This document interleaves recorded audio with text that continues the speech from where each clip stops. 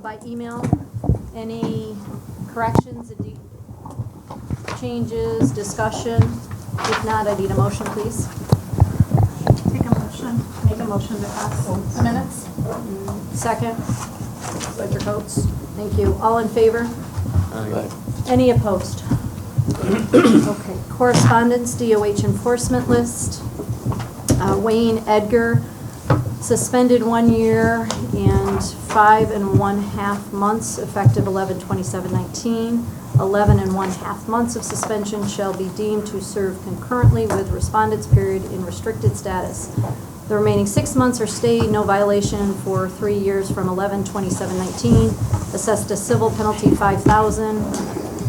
4,500 is stayed. Violations Part 800.16A2. Michael Alicia, New York certification revoked 1/10/20.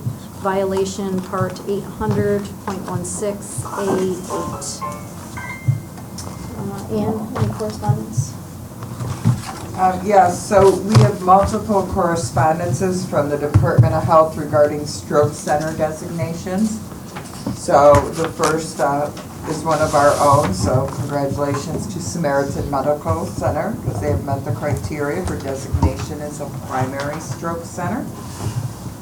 And Deb, I have these listed already in the minutes. Oh, so I don't have to worry about it. Okay. The following hospitals, and I apologize if I mispronounce them, but they have all been designated as comprehensive stroke centers. We have Mount Sinai in New York City. We have New York, is it Langone Hospital in Brooklyn, Langone. We have the same health system, their Tisch Hospital in New York City. One of those is in Brooklyn. And we have Good Samaritan Hospital Medical Center in New York City, West Islip. And Montefiore Medical Center, parentheses Moses. And we have Albany Medical Center. That's it. Those guys are all new comprehensive stroke centers. We now have, we received correspondence that the Brownsville Joint Fire District updated or renewed their BLSFR for another year. Today I received correspondence from Governor Cuomo. He has, or excuse me, not from Governor Cuomo, to Governor Cuomo from Mark Walczyk's office. So writing to them to ask for EMS to have a seat at the Medicare, Medicaid redesign team for the 2020 budget proposals. Again, going into how EMS is a critical component. So we have all of that as correspondence. And Mark, did you have another correspondence? The same type of letter going to Governor Cuomo from the Rural Health Association in New York. And I know I do have a concern if anybody has an opportunity. We've had a great partnership with the New York State, the New York Area Health Education Center. And my understanding is that budget cuts for them, which would wipe out their program, are on the table. So if you do get something to support them, I would encourage everybody to support. They do a lot of the MASH camps as well. I know that FDR-HPO does them, but so does NAHEC. And they've been an essential component of our last 2 leadership meetings. So, thank you. Okay. State EMS meetings. Mark? All right, so the governor or the director wants to do Get Out in Your Community Day again. It's Sunday, May 17th. They're working on a toolkit for it. The EMS Memorial is at the Egg in Albany on May 19th. Vital Signs will be in Saratoga this year, October 29th to the 1st. And they have increased to 4 state meetings a year because the movement with the regulatory changes and the work that CMAC and SEMSCO is doing. There's a new protocol recommendation system called REDCap that's through University of Rochester. You can put protocols, recommendations, and ideas in there. And then part of what CMAC and SEMSCO did was develop a policy to roll out protocol changes on an annual basis. The state's looking at pediatric metrics, pediatrics and adult respiratory distress, rate effort, SpO2, and the assessment of the lung sounds. And when they're referencing assessment, they're actually going into the computer software and clicking on the assessment button, so it's coming out as data. So, one of the things that they found in the western part of the state is that REMACs lack the ability to restrict, suspend, or revoke ALS privileges. The state is currently looking at the regs to do it. The agency medical directors do have the ability to restrict, revoke, or suspend privileges at any level. The guidance from the health department right now is if we get to the point where as a region we think we need to suspend somebody, we are to call the health department and they will provide us guidance on what to do, and they will be suspending at the state level, which is not just ALS privileges but their entire ability to practice. There's changes to paramedic originals. They will need a state exam coordinator and an NREMT rep. Computer-based testing is out. One thing they did say is pay attention to the questions and make sure they're not skipping questions. Apparently it's a little sensitive and people are clicked next a couple extra times and missed a question or two. Instructors in the room, don't look up students in the health commerce system until the course sponsors get their stuff. And they did some emergency reg changes. I'm trying to hit the ones that are actually pertinent to you guys. The big one is that's kind of pertinent to this group, is they will accept a national registry exam in lieu of a state exam. Traditionally, they had to do a state exam and a national registry exam if they wanted a national registry. Now they can just do one or the other. And they changed reciprocity that basically anybody who's in the military who has a national registry card can shoot off a card to Albany and they will send them a state card. When is that effective? Couple of weeks. Okay. Yeah, the card they're gonna get is only for the expiration date of what their registry card is. Okay, just, that's the one, it's not like you get 3 years based on. Correct. Now, so back to the REMACs no longer have the ability to suspend ALS privileges. Does that mean we have the ability to grant ALS privileges? Well, that is the $1 million question. That's the $1 million question, more to come. Most of it is because of a lack of due process, Okay. by the sounds of it. They are working on trying to figure out a workaround for that. The irony of the whole thing is that really being suspended at a regional level is much easier than being suspended through the state, which is how we would do it now, because you have to go in front of ALJ to get a determination made, where here you complete the remediation and we move on with life. So, Once it goes to the state, right, it becomes a case, not just a Yes. review most of the time. I'm glad you put that caveat in the back, yeah, most of the time. Not all, I won't say every REMAC referral ends up in a case, but most do, I would agree with that. But there's still a lot to come on this.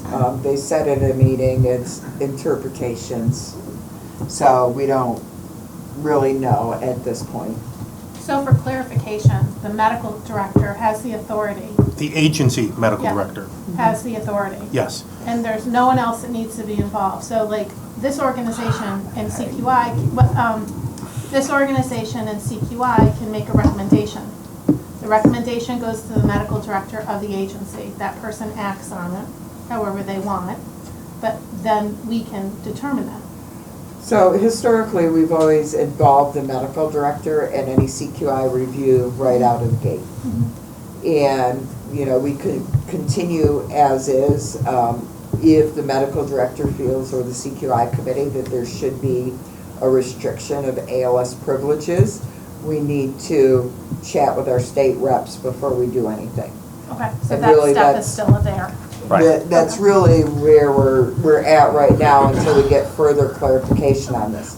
But you still have the ability to say, I am suspending this person pending the outcome of the investigation that's operating at an agency that you're the medical director of.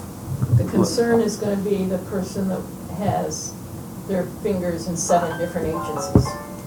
Oh, hence the need to reach out to the, That's part of the reason to reach out, to help us triage, and we're gonna get some support out of Albany and so forth in terms of looking at that.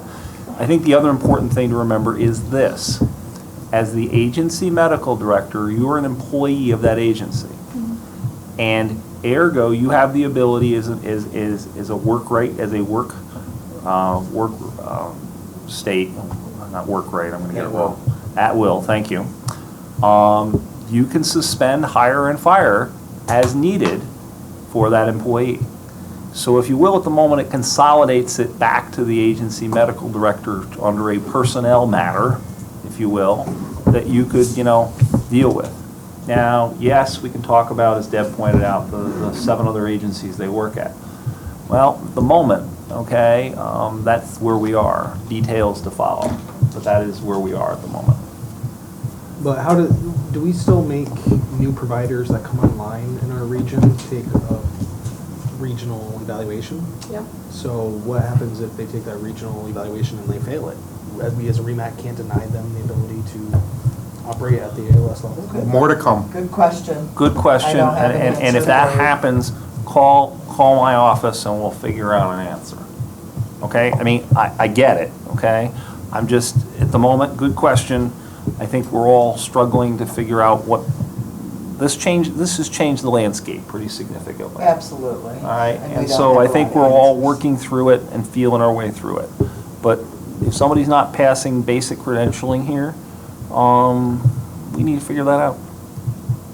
We need to figure that out. So again, our office is going to, as we always have historically, go back to the medical director. Right, but I would think an agency medical director that has someone who's a new employee to their organization, all of a sudden fail or not, you know, appropriately pass those written exams, that should be a red flag to have a conversation. And then they can make some determination on what's going on there. Okay, thank you. Okay, Mark, RSI testing status. Hang on, Karen's got a question. Oh, I'm sorry, Karen. Reciprocity, is that both ways, all the way up through all the levels? Yes, all the levels. All levels. And that was actually because of somebody in the Evans Mills area that complained to Steve DeJura that he's in the military and can't get reciprocity because he hasn't taken an exam within 18 months. And so they changed those regs. So that was good. That was a good thing to.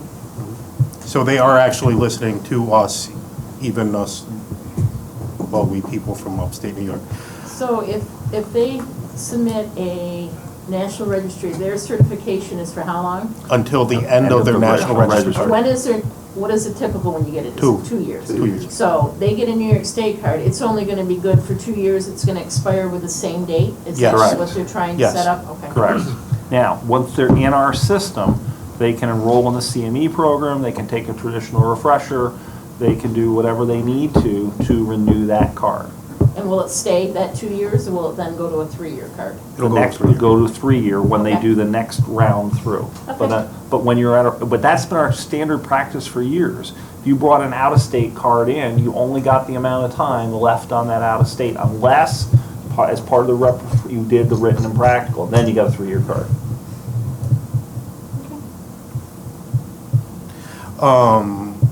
RSI, I'd like to talk to you and Dr. Maynard briefly after the meeting. One item of notice. Yes, We sick, haven't my- had any agencies apply for it. Getting back to the state EMS meeting, was there any update for the blood transfusion applications that are pending? March-ish.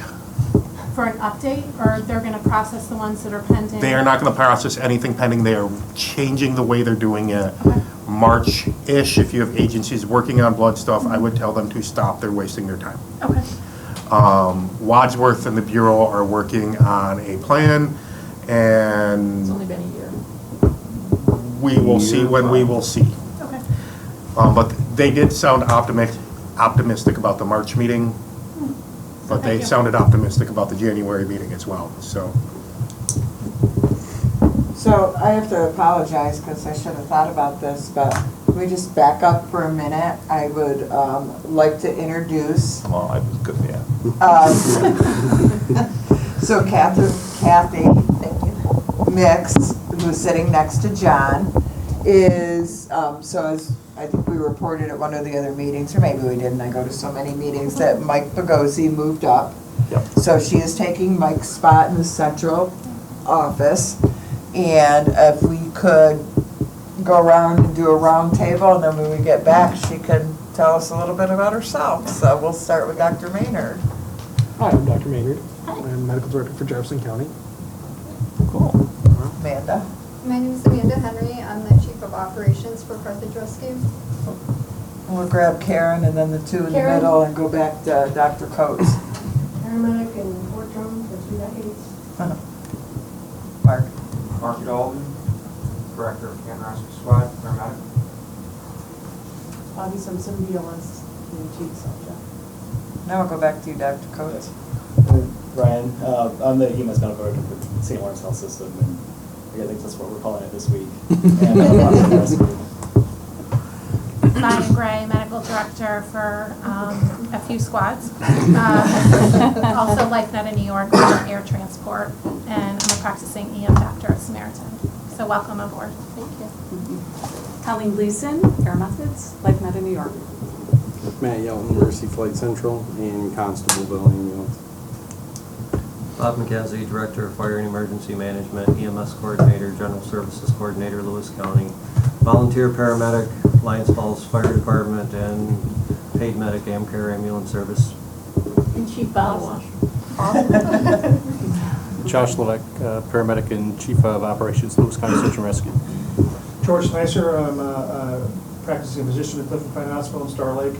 I'm medical director of 3 or 4 ambulance services. Debbie Singleton, South Jeff Rescue Executive Director and Chair of the REMSCO. Sarah Delaney. I'm an ED physician at Samaritan and medical director for the ambulance squads. And share the REMAC. I think she figured that one out. Ann Smith, North Country MS Program Agency Director with FDR-HPO. You done with it? That's all I do. Mark Devers, the Director of Governor Rescue and the Vice Chair of REMSCO and the SUMS program. Paul Barger, I'm the Jefferson County EMS Director. I'm just leaving that. Paramedic. And a lot of other things. Yeah. John Morrissey, I work for New York State Department of Health, but some days it's, I wonder if I work for Agway, but we won't go there. So Kathy Mix, and I have been in EMS for about 30 years, mostly for volunteer agencies, worked for a couple paid agencies, done a lot with QI in downstate in Tompkins County, and have been really looking forward to meeting everybody and working with everybody. Thank you. Sorry. Okay, other old business protocols. So we, the ALS protocols, we worked jointly with Susquehanna, Mid-State, Central New York, Finger Lakes, I forget one, North Country. We worked together, we made a voice over PowerPoint, created a task, sent it all out, it had to be done. And they were able to go in on the online system and do their update.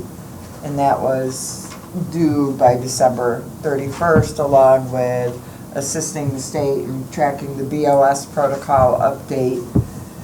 The agencies were sending emails to us on completion, and about a couple weeks into December, the state did send out a form that needed to be sent back into the state as of, I think it was January 17th, as to whether all the providers completed the BLS protocol update, or if they were requesting an extension, then they would have to validate why they were requesting an extension, and my understanding is they were going to approve or deny those on a one-by-one basis.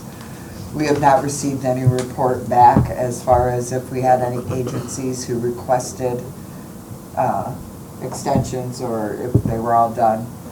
So somewhere in the November timeframe, I think it was, maybe the beginning of November, we were able to get access of the backside of the state's learning management system for reporting purposes. So the program agency pulled a roster for each agency of who was signed up in the LMS, and we sent that via the United States Postal Service out to each agency so they could see it just kind of gave them an idea of where their membership was at with that. So we still received quite a few emails, and we had some agencies say that they didn't get the communication. We are sending it out on multiple platforms. So the other thing I also noticed is the state, I do believe, mailed to each agency an agency update as well. So agencies should be filling that out and getting that back. So that's where we are with the ALS and the BLS protocols. And again, Mark talked about this. We worked as a group, and we'll get this posted online, where there is a link. So if anybody has protocol suggestions, again, you have to have it's actually a neat little system. If you have protocol recommendations, you go in there, you put in your region, put in what protocol it is. You got to obviously give justification, not just saying, I want this. You'd say why you want that or why something needs to be changed. And you put the information in there, and then the protocol work group, which was previously the collaborative group, will be looking at that. The initial thing that was written up said May, and for the May state meeting, but then they changed the dates of the state meeting. So they had to kind of go back to a generic, so many months before. But this allows you to put in suggestions year-round, although one of the concerns we had is please never ever can we do an ALS and a BLS update at the same time. Many, many providers were confused over which one they should be doing, or, do I have to do both of them? Do I do one of them? Is one a regional, is one a state? It was just totally confusing for many providers. So hopefully they won't hit at the same time again. We're going to do our best to try and not let that happen. You do the ALS protocols? No, I think I have those at the bottom. Okay. Oh, no, I don't. I didn't put them on the schedule, did I? Okay. Any questions about the protocols? I gotta get out of this because I didn't realize I didn't put that at the bottom. It's not in this. So the minimum equipment list we had discussed a little bit before. We made some changes on it. So I sent out a summary of those changes. So again, this says November because that's when I started it, but our meeting isn't until now. So basically it was to move ketorolac to a required medication, add acetaminophen and ibuprofen is optional. We were going to remove nitroglycerin paste when we did pull a report on it out of the NEMSIS data system. It's not really recommended anymore, and most of the time when it's being used, it's on an inter-facility, not an emergency call. McGill forceps should be removed from the AEMT. They're not in the curriculum. Just for cost reasons, remove the second pediatric measuring device. Again, we're moving forward to some reusing apps, etc., like the Hantebi system, which I feel, would be a pediatric measuring device. We removed the 30 cc syringe because that was used to dilute the amiodarone that nobody diluted for cardiac arrest patients. And we removed CPAP from the AEMT level. Again, it's not a requirement, but it can be, if they have BLS CPAP, then obviously they would need to have that on there, but it's not in the curriculum, so. Those are the changes for the minimum equipment list that I would entertain a motion to approve. Any discussion? Okay. My motion? Do a second? Second. Thank you. All in favor? It's gotta be a. Oh, it's gotta be, Gotta be it's gotta be that. documents. Oh. Okay. All in favor? Aye. Any opposed? Thank you. And remember, for the agencies in the room, if you have suggestions for change, please bring them to my attention. Because it's your folks that are out there doing the party, doing the rig checks, and you know what you're throwing away more and more of, so. The other one was the policy statements, which I sent out there. I have them all done, so you can pull each one up and look at them, but just so I didn't give you a book. Again, they're not quite in order because the way it sorts it. But these were the changes, and most of it, and I can go through this. Do you want me to go through each one of them? And then if you have a question, you'll ask, and then vote on them all as a total, as a full thing? Is that what you do? Yeah, let's do that. All right, so medical control group 2017 removed in title, and under purpose we inserted the word current protocol, so it doesn't have to be updated every time that we do a protocol change. 1710, the CQI requirements. Now that we have NEPSIS 3 data, we should be able to pull these types of reports. We were just not able to make this happen. This was a policy statement where they were supposed to be reporting in. Although Public Health Law Article 30 says they should be reporting into the REMAC. Each agency moving forward needs to work on their QA/QI programs and reporting into the REMAC.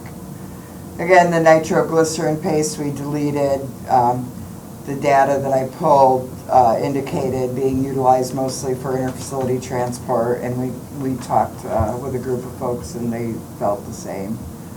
And yes. I still have a question about that. They tried this a few years ago, and I brought up the fact that the nitro paste is especially useful in a CHF patient where you're using CPAP.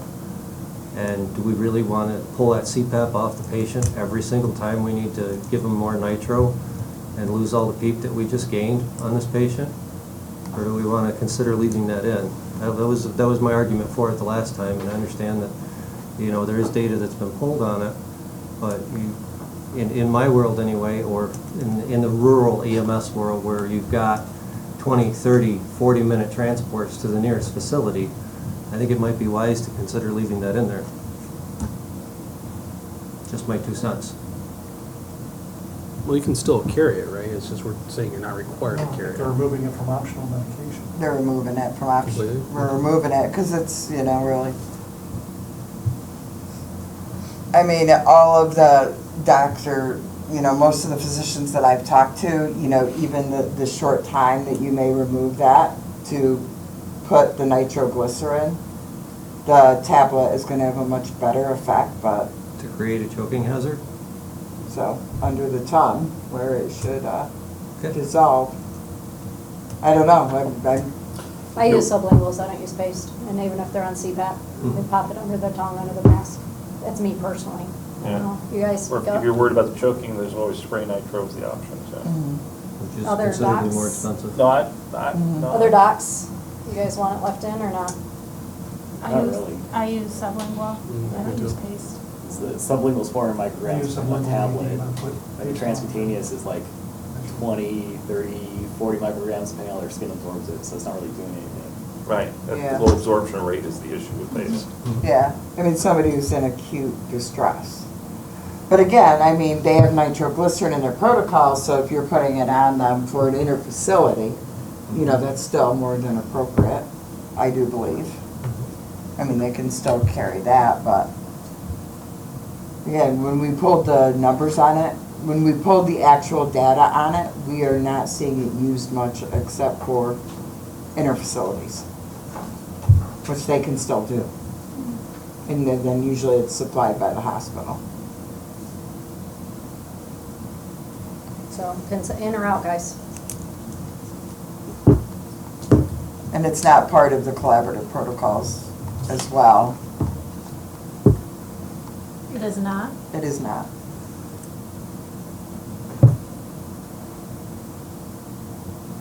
So just for clarification, if we keep it in, because we say it's an optional medication on the required minimum equipment list, are we saying that they have to carry it or that they have the option of carrying it? They have the option.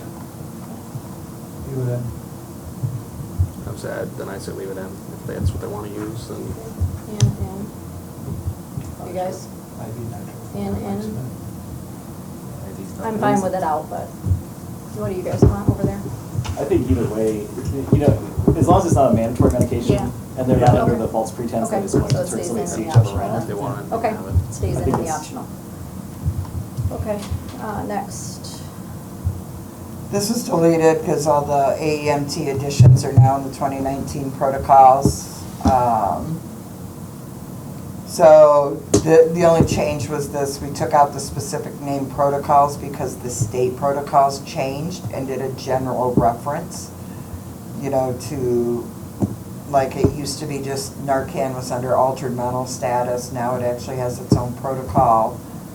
Albuterol is under a wheezing protocol instead of just respiratory distress, so. And we just updated the links to make it current with current references. Aeromedical, again, we just changed the wording from 2017 collaborative protocols to current collaborative protocols, so we wouldn't have to do this every time the protocols changed. So, physician on scene, we changed to qualified medical personnel instead of personal, I typoed that, let me check the policy statement. It should be personnel, instead of just physician, right? Because potentially now it could be a PA or it could be a nurse practitioner, and most of your hospitals are going to that terminology. Any concerns about that? Radio failure, again, we just removed the protocol number from the termination of resuscitation and added current in front of the New York State Collaborative Protocol. So basically anywhere where there was a reference to the old BLS protocols, it had to be changed. Refusal of care, we'll delete it, or we probably should delete it altogether because it's covered in the new protocols. Approved alternative airways, again, we just went to the appropriate protocol that it was referring to. And there's discussion about paramedic nasal endotracheal intubation for adults, which it's not approved in the North Country region unless ordered by medical control, and the provider is trained for nasal endotracheal intubation. Again, that's really falling out of practice and is not a best practice anymore. Responsibilities for ALS care, deleted. It's covered in the collaborative protocol, transfer of patient care. Refusing medical care, updated verbiage to match the New York State protocols and updated references to new protocols. Should be used by all agencies who do not have an alternative electronic refusal of emergency medical care form. This is the form that's out there that we put out for agencies that don't have one. The guidance for death in the field, just updated it and made it more general instead of referring it back to 2017 protocols. additional equipment, skills, or drugs policy statement. We changed the time frame from 4 to 5 weeks to 60 days prior. Mask trousers are they're no longer mentioned anywhere in the protocol, so we deleted that. So medical control, there was a policy that said if a medical control physician had a patient bypass and go to another hospital, that said physician would contact that other hospital. They divert. That's not been happening, so there's no sense of having a policy statement if it's not done. So in the EMS for changing it, I put level of care. It used to be downgrade, so I just changed it to change the level of care because it doesn't sound as bad. And then instead of having AEMT ALS, I changed it to AEMT CC or paramedic, just to get rid of confusion by using the actual levels of care. And I squished it to fit on one page.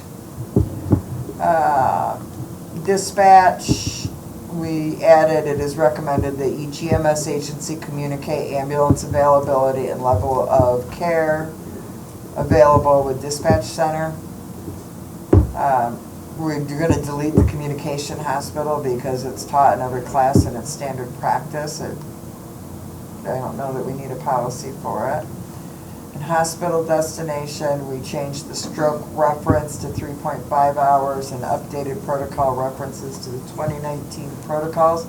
The only policy statement I did not do anything with is the actual stroke policy statement, because with Samaritan being a primary stroke center, we probably have to have more discussion on it. So that's where I am. Concerns, anybody want to see any one of these?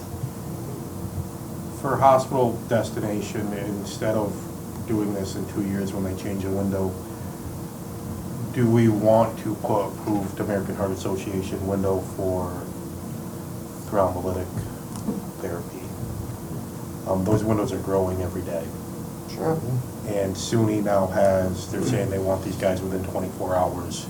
If you can't get them TPA'd within 3.5. So,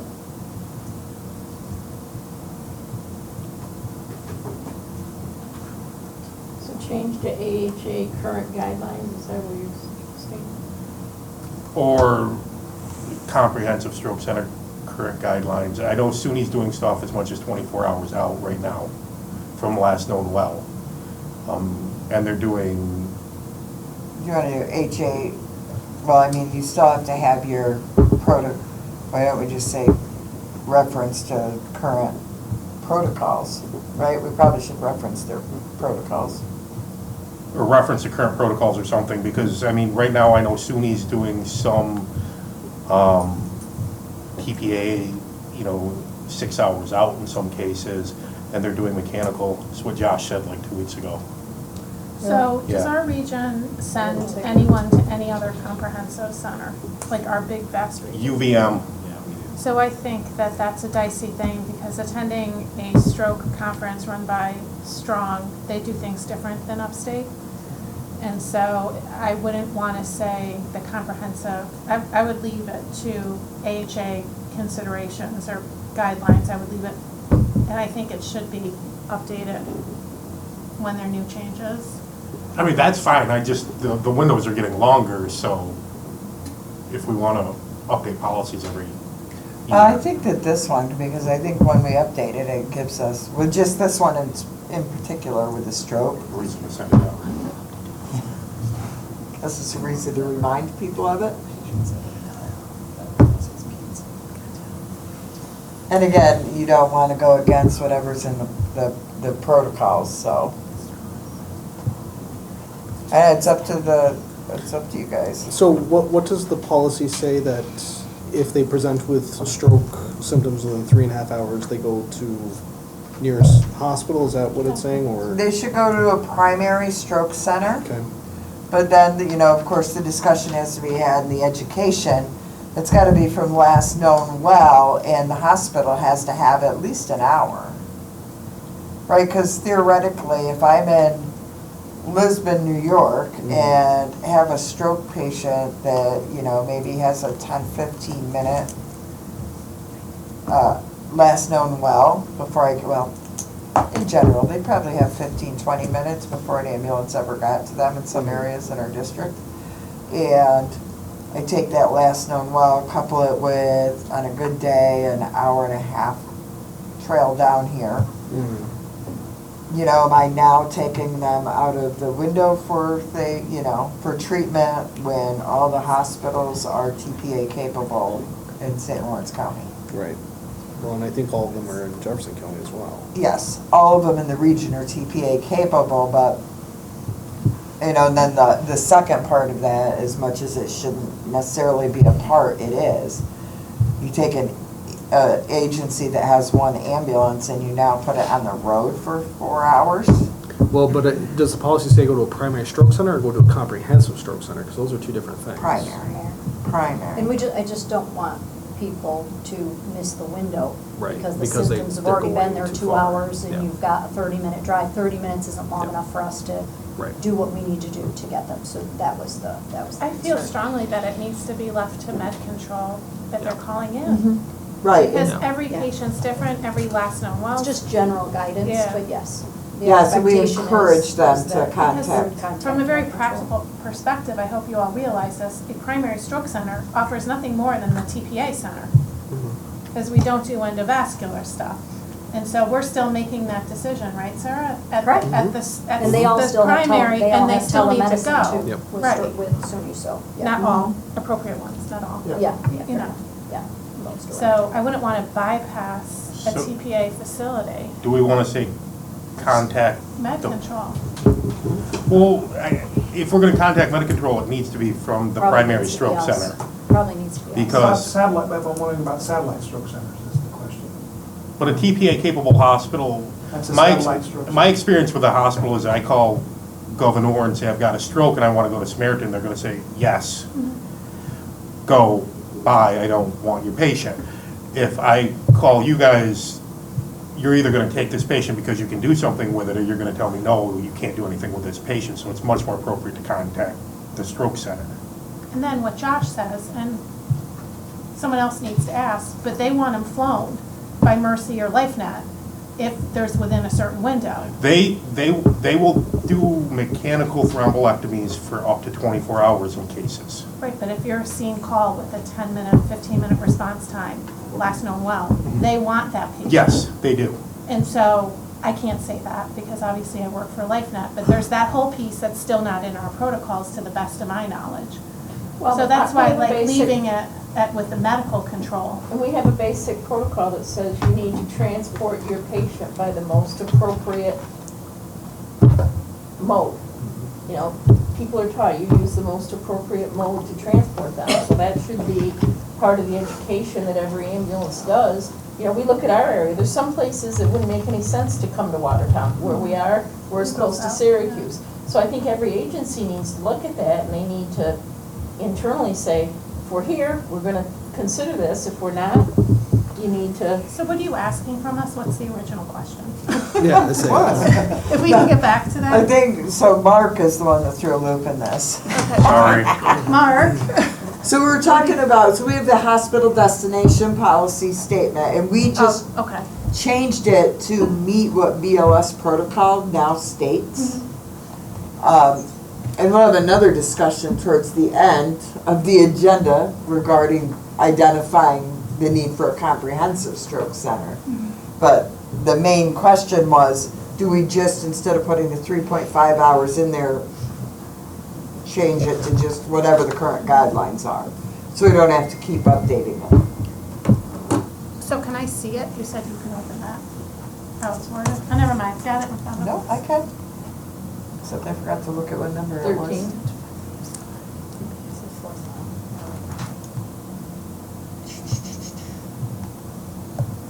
It's redlined. Ha. So basically it is down here. Sorry, let me find it here. Refer to the MCMS policy. There it is. So again, it's just talking about is transport the patient to the closest New York State Department of Health designated stroke center if the total pre-hospital time is less than 3.5 hours. Which that includes your spokes centers. Satellite. Yeah. Yes. So you're, Yeah. so that's just basically saying any hospital. Any hospital in our area, right? Well, you have to be designated, I think, as a satellite center. Well, they all have But we all are, TPAs. yeah. So that's basically where the 3.5 hours is.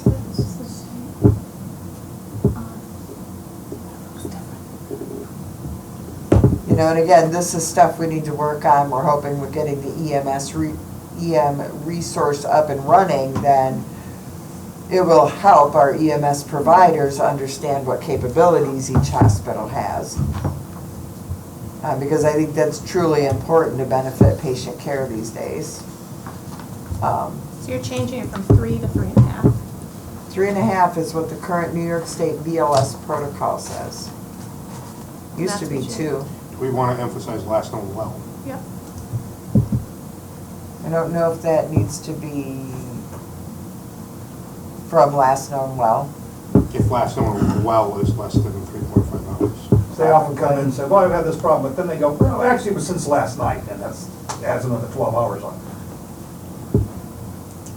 I would say so.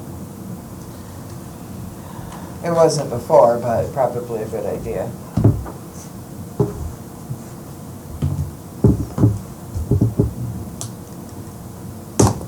Any other thoughts on this? Leave the 3.5 there, and I think this is a good policy to keep bringing up every year if we have to. As things change, because I have a feeling, like you said, that's gonna change, so. Does it say in there that they should be calling resource for a consult on that? If unsure facility Utilization capability. of the medical control should be considered. Unsure. But we're not saying as needed, we're saying, in fact, they were just saying. But that this we- isn't a protocol, this is just a destination guidance document. The stroke protocol, the stroke policy statement is not done. That one, as you can see from the slight discussion here, it needs a whole lot more discussion that I'm not ready to deal with, right? Paul and I are working on some stuff. So, is this Any okay more for the discussion destination? For this, or is everybody okay with this? Do you need approval? Do you need a? I think we're gonna need to do all of them. So, and we already changed one, because we changed. Right, so- 17, Yeah. Yep. So I would entertain a motion to approve all of them with the, with the nitro paste not being deleted. I'll make that motion. Second. All in favor? Any opposed? Okay. BLS 12 lead? Debbie? Okay, so we started the BLS 12 lead itself, Jeff. I've had to make a change. We have done 6 of those, but we've only been able to get 2 sheets back. So what I've asked the providers to do is make a copy at the hospital so that we have all that data that we can then turn around and send it back to the hospitals to try to get it filled out. Syracuse was trying to track them down. They said they thought they might have sent them to somebody else. So they were looking for them, but I was just having people leave the form, and then again, we didn't have the date and the initials and all that. So we're now gonna make a copy of it, leave it in our packet, so I have that for follow-up. But they've not had any problems. It's worked well with the nursing staff, sending them the text that there's a picture coming, and they're looking at it and tracking you guys down, and it's worked well. So, you know, given another, I would say if we want to talk about maybe opening it up to more in the April meeting, I should have the process totally refined and know where we need to be at and make those changes so that we could then introduce it in other areas if you would so like. Paul and I did all the training. Training ended up being about 2 hours because we did a classroom portion, I reviewed all the forms, and then every single person had to put 12 leads on and actually print them and go through that. And So we have some people that have much less hair on their chest after having all those stickies applied to them numerous times, so. And we're going to, it's gonna be a quarterly training that our folks are gonna have to do, just to keep up on the placement and all that, to make sure they're good, but, Bobby, have you had a chance to do it? I had one opportunity, I chose not to do it. I had a hookup anyway, so I just would, come on, not comfortable. I can't feel the notch, so I need a lot more practice. So we'll provide that to our folks, and we'll just, again, I think that if I get those back, I will put together the information in an Excel to send it out to you folks, and then maybe at the April meeting, we can talk about introducing other agencies to the process, if you would like. Thanks, Deb. Anybody have any questions or anything, Deb? Okay, difficult airway. Paul? Difficult airway, Paul. Well, wasn't prepared, but we had, at this point, we still have a tentative. Put it on leap year day, February 28th, March 1st. Unfortunately, we are 29th and 31st, sorry. We are required for our first, in the new contract, to have the regional rep to come up. That's the additional costs involved with that. It's about $1,400, give or take. The problem is, despite multiple email, try to get a confirmed date from the regional guy, is not responding to any of our requests. I guess that's the best way of saying it at this point. So I'm having a real difficult time to say that we will go forward on the 29th, because if he calls tomorrow, it gives us really about 3 weeks to advertise and get the course done. Yeah. So We've tried multiple times, both Paul and I. This is Ted. Whoops. Yeah, sorry. I just hit the wrong button. Okay. All right, Fast DD, Ann. Paul? I don't know which one is going to speak to this, but. So. We'll take team. I thought that was at the end. Damn. Who put that there? So, Fast ED, we are working with, and I'm actually going to just kind of link it in with this RTAC, RSTAC, and kick off my next report if you don't mind, because that's kind of part of it. So, initially we were going to do a study utilizing the Fast ED stroke scale to identify patients who may have large vessel occlusions. And the study has actually turned into multiple requests to just move forward and start educating our providers and utilizing the Fast ED. A few things that need to be done before that happens. Number one, this body needs to make a motion to support that. We did support the study previously. But that will help educate and help our providers know what to say when they're calling medical control and understand that, you know, they're looking for a large vessel occlusion. We had to make sure their hospital charting system is, you know, set up so it can chart Fast ED. We have to decide on an app. We have to decide on an educational program. And we are trying to do this in conjunction with Central New York, so we're not doing something different from them, since we are all kind of in the same regional stroke catchment, if you will, with our comprehensive stroke centers being upstate Crouse. St. Joseph's is a primary, I believe. Yeah. So, but upstate and Crouse are both comprehensive, I do believe. So, with that said, you know, is that it's up for discussion to utilize the Fast ED?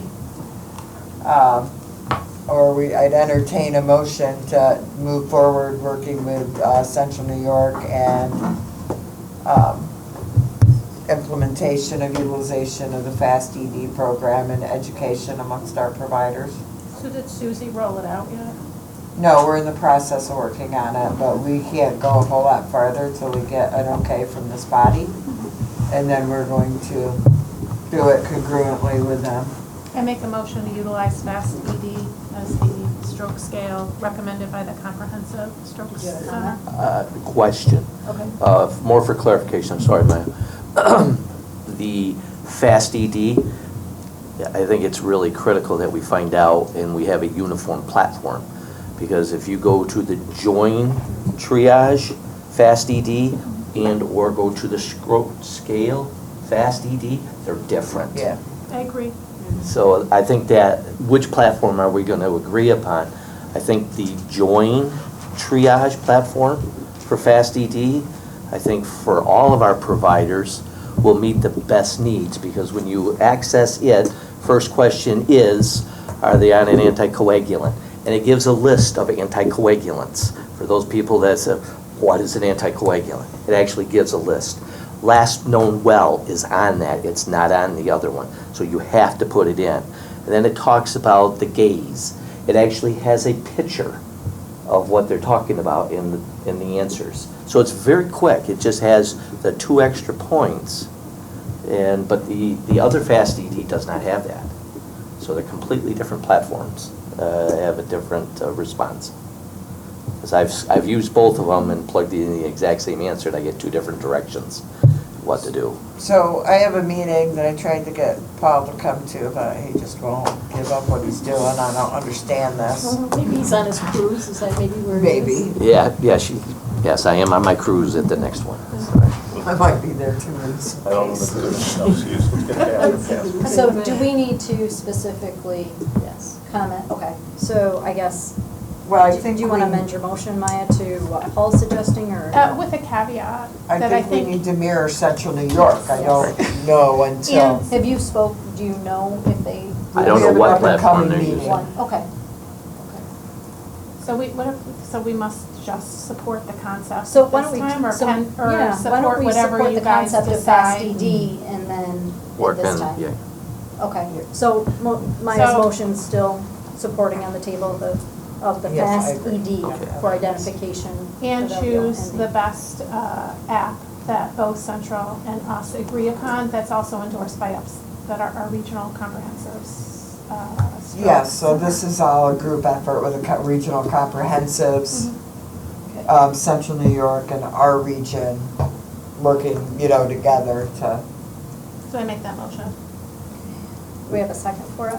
Second. Any further discussion? Do All we in want favor? to endorse the joint triage? No. Well, I think we're If you were concerned. listening, I you was just listening, don't I'm know. saying, do we want to say with the suggestion that this is the preferred platform? I think whatever you guys decide was I suitable. think, Paul won't yeah. let me get away with not making it the I think suggested. probably we Okay. would defer to you guys if whatever you feel works best from a pre-hospital provider. I like the KISS philosophy. Keep it simple. Okay, so we have a second. Any further discussion? All in favor? Aye. Any opposed? Okay, thank you. All right, you're up. Now we're looking through this, all right. So they canceled our stack meeting. I did teleconference into the RTAC versus driving down there in December for, I think it actually only ended up being an hour meeting, so I'm really glad I didn't drive down. So I didn't get to hear a lot. But they do have a new quick link on their page for trauma facts. There's a lot of great information in there for EMS agencies. And just a reminder that they will always take trauma and stroke patients even if they are on diversion. I also do a stroke quality meeting with SUNY Upstate every quarter now. We used to do it like monthly, and we can call into those. So if anybody's interested in doing that, those are the dates, and you're welcome. I call in for these. And this is where we had the last discussion about the FAST ED. So if anybody needs dates, they can email me. Again, the New York State CME manual's been updated. They are working on an online submission platform for the CME renewal. The forms are not posted on the website. They did give us the forms and we distributed them to the agencies, but we cannot post them online because we were asked not to. Level of care changes, we have all the paperwork submitted for the Lisbon Volunteer Fire Corporation. They want to move from the BLS level to the AEMT, that's endorsed by Dr. Howland. But they're also requesting a waiver for the intubation equipment because in September there will, and we'll see where the protocols go, but they're going to stop teaching intubation at the AEMT level again, to help with that reciprocity because it's not in the national curriculum.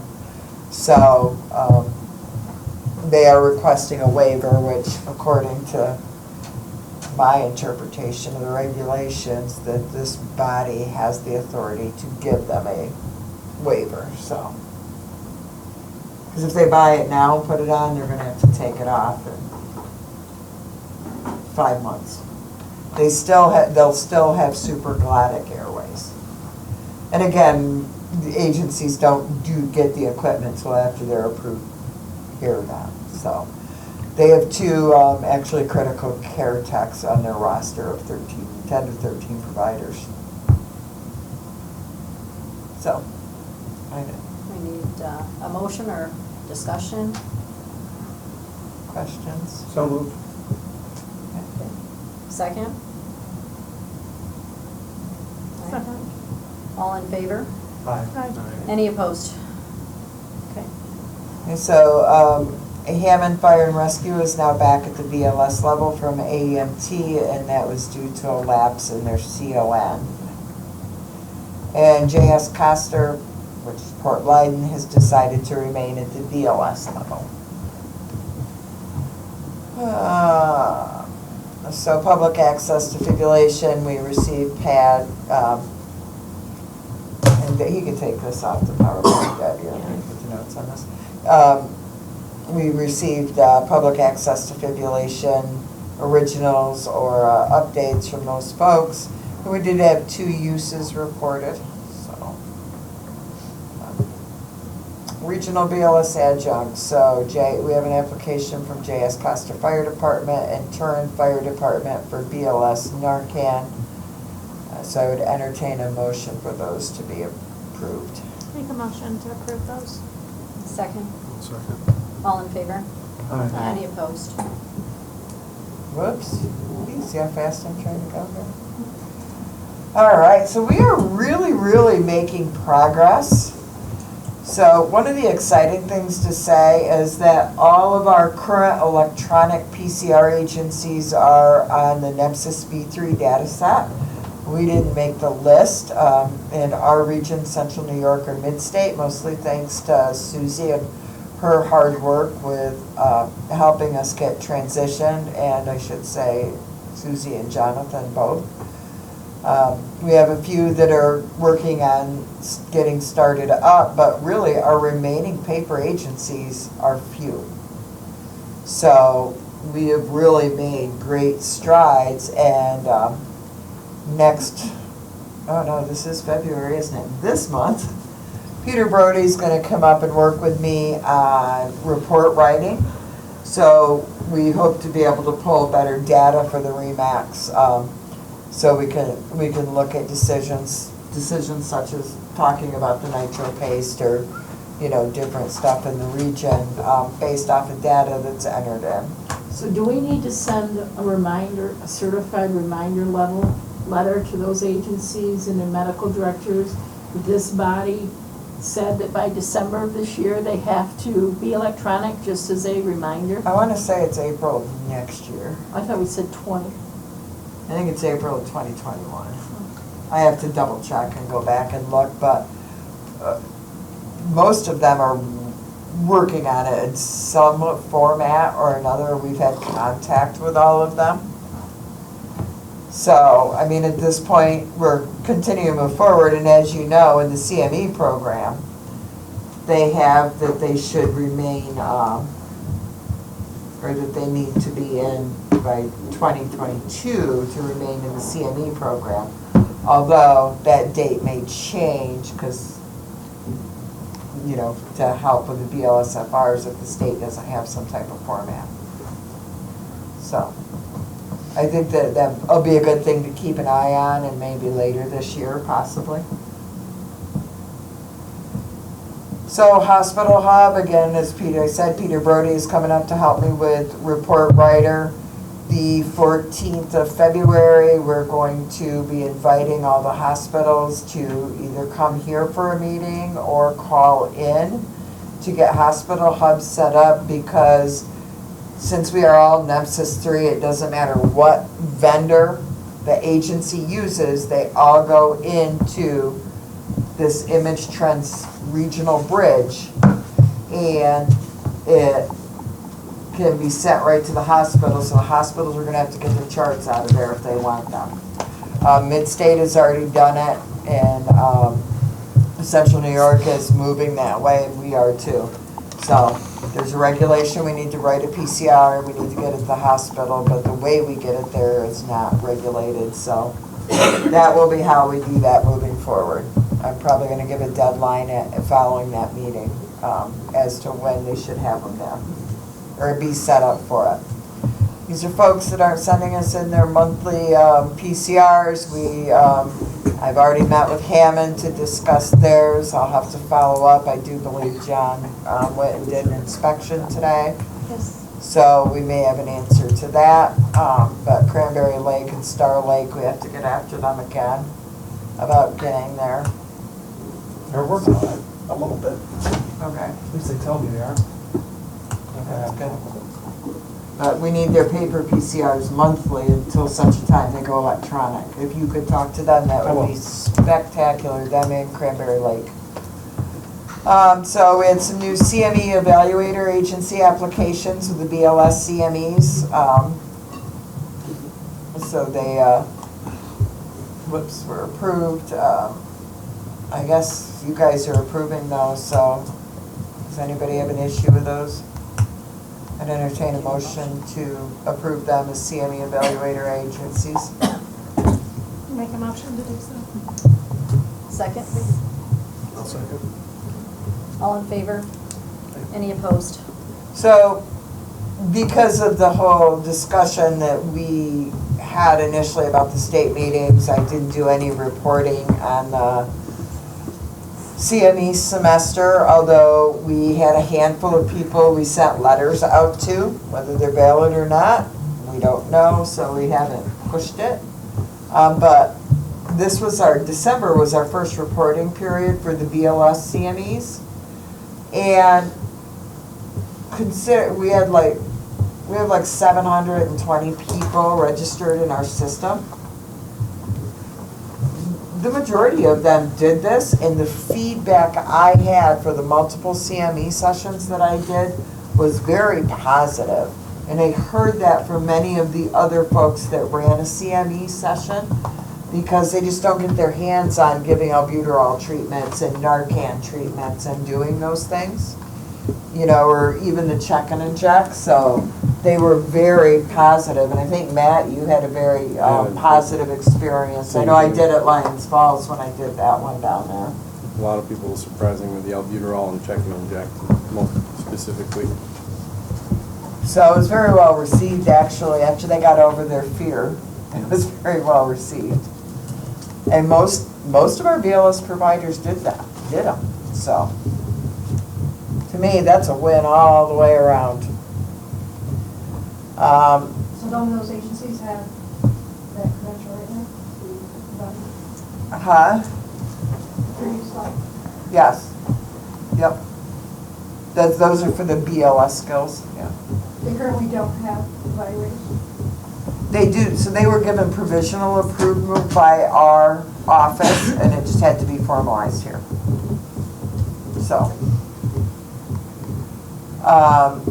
We had a leadership conference over the weekend. We had about 40 in attendance. Again, a huge thank you to North Area Health Education Center there. I said it right this time.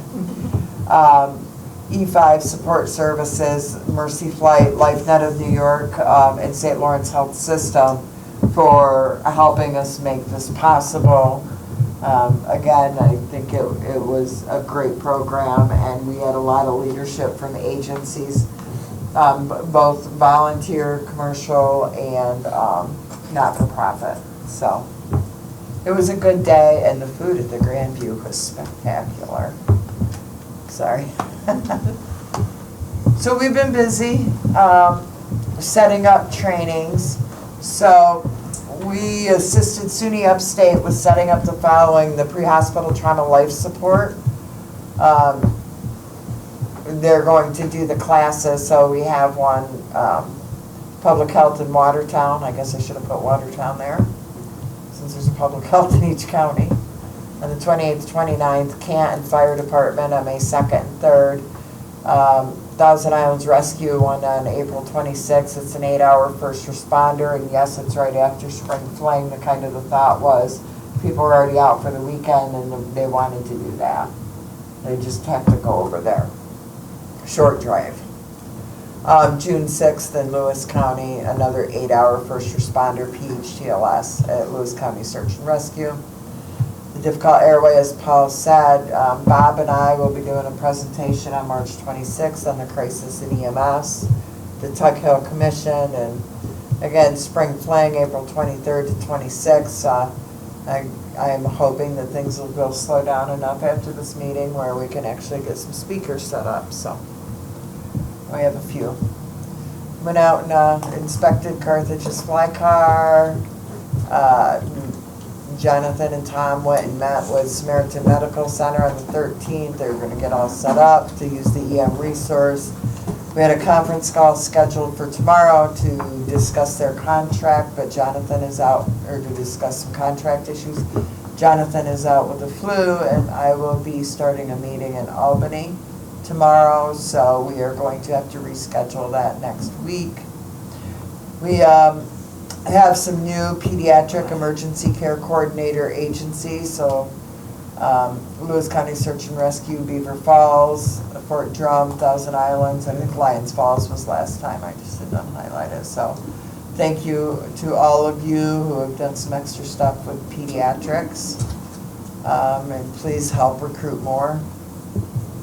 So here's some miscellaneous stuff going to all, and this is just a very small portion of what we've been up to over the last few months. So any questions for the program agency?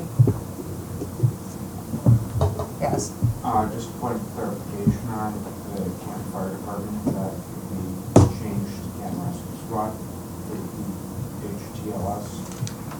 It can be, but I think the reason I did fire department is because it's the physical location. If you look it up, it comes up Canton Fire. But I can. Well, I don't know that I can. I sent a paper. I don't know what I put it in the paper, but I can try.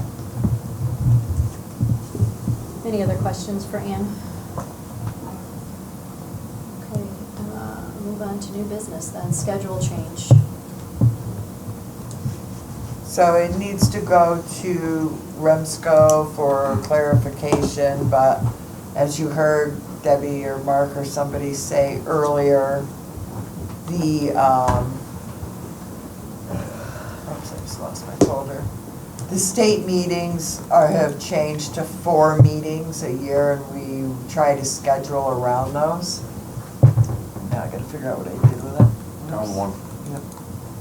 It's that touchy mouse. It's like that CBT testing. So we're good through here, but down at the end, we're going to hit the same time as the state council meeting. So we are going to be taking forth to move the meetings in June and October. And once the REMSCO approves or denies or changes it or whatever, I will send out notice to all of you. But just kind of giving you a heads up that those meetings will change. All right, other new business. Maya. I wanted to take the opportunity just to update everyone on Carthage Area Rescue Squad. I had the pleasure of becoming their medical director at the last meeting, and they really have done quite a bit. There was a bunch of news coverage, and I had asked Amanda to kind of do a little synopsis so we all understand what they went through, where they have come, which I'm really proud to say they've come quite a bit. So the COO is Amanda Henry, standing over there, and she has an assistant chief, Leslie Jackson. So on May 22nd of last year, they discovered, their accountant discovered that there was embezzlement of approximately $118,000. Amanda agreed to take over. And when she took over, there was only $25,000 in the bank and $40,000 in unpaid bills or partially paid bills that were long overdue. So their board was all paid staff members, and their bylaws were 7 pages long. Their SOPs were more than lacking. So in the next 6 months since she took over, she and Leslie have had sought out many different relationships. Many of the people are here in the room, and we're grateful for your guidance. They terminated all the previous management. They worked with the remaining board members to replace them with volunteer members from the community. They redrafted their bylaws, had them approved by their attorney, wrote new SOPs, completed a new employee handbook based off the attorney's model from other agencies. They went from an inadequate staff of 3 paramedics and 7 basics with very few drivers, and now they have approximately 32 staff, 7 paramedics, 2 AEMT CCs, 5 AEMTs, and the rest of our AEMTs are volunteer-based with some drivers. Fiscally, their bank account since they took over has not gone under $80,000. All their bills are up to date, paid in full. They purchased a beautiful fly car that I had the opportunity to see to help spread their ALS capability further than they had in the past. They decreased their weekly payroll from over 10,000 to 8,000, which is really important because they now have 4 more people per day on the schedule and still being fiscally responsible. They've updated some of the equipment, started actual training program that supports education. They started updating and properly repairing their building and ambulances that have been neglected for quite some time. They started a crew chief program to raise future leaders, have put together a strong public relations campaign or out in the community, and they hope to continue to do as well as they've done in the last 6 months. Since I've been medical director, I've looked at their provider, a healthy sample size of their provider documentation. It rotates monthly. Their documentation has come an amazing way, and I'm really happy with the product that I'm seeing from treatment and documenting. And so I thought it was really important, based on the tone of the other meeting, that I bring this forward. I'm really proud to be part of their organization, and what I see is really exciting, and I appreciate all your hard efforts. Thank you very So much. thank you. Thank you and good job. Great job. We like to hear success stories. Good news. Yeah. We like to hear good news. Does anyone else have any other new business? Okay, I'll entertain a motion. John, did you have anything? Nope, I'm good. Entertain a motion for adjournment. So moved. Second. All right. Thank you. Thank you. Can you just focus the button on?